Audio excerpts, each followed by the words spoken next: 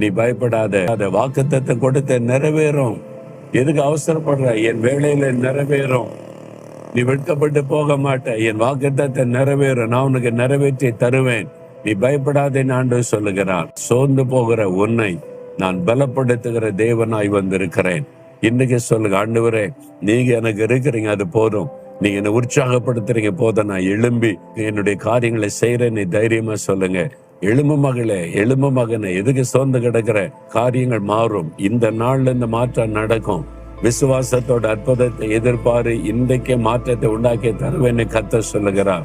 ஆண்டவரே, சோர்வுகளை மாற்றுகிற தேவன், சோர்ந்து போறவர்களுக்கு பலன் கொடுக்கிற தேவன். இந்த மகன், இந்த மகளை பலப்படுத்துங்க, தைரியப்படுத்துங்க.